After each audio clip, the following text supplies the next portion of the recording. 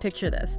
You sit down at a crowded table with a few friends on a Friday night, right? And you all clink your glasses together. Right, the classic start to the weekend. Exactly. It's this universally recognized scene of, connection and just unwinding. It seems simple, even celebratory. Yeah, totally harmless on the surface. On the surface. But if you look a little closer at the dynamics in that room, beneath the surface of that shared drink, there's this massive boiling reservoir of unspoken human dread Oh, wow. Yeah. and fragility, just, waiting for an excuse to surface.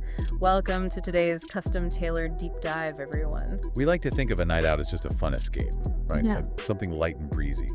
But the underlying mechanics of why we gather and what happens when our social inhibitions drop are infinitely more complex than just ordering a round of drinks. And that complexity is exactly what brings us to the source material today. Our objective is to unpack a really dense, brief, but profoundly philosophical piece of writing.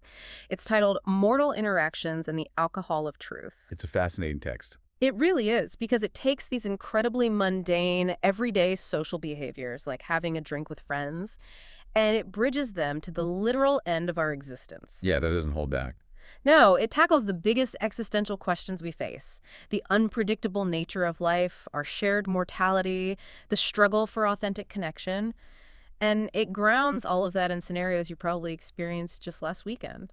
What I love about it is how the author manages to strip away the pleasantries of modern society.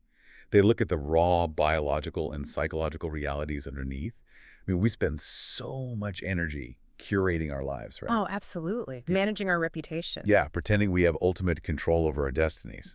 And this text systematically dismantles those illusions, starting with how we try to cope with just the sheer weight of being human. Okay, let's unpack this, because the author starts right out of the gate with a highly debatable premise. They look at our relation to other human beings and ask, well, why is it that when some of us get a taste of alcohol, we start getting violent or deeply emotional? Right, the sudden shift in personality. Yeah, and they make this bold claim. They say, I feel like alcohol is the greatest tool that brings us together. And look, I have to push back on that word choice. Oh, really? How come? Calling it the greatest tool for connection feels like a massive stretch to me, especially when they immediately follow it up by talking about how it's used to vent pent-up trauma, like a tool for connection or a tool for chaos.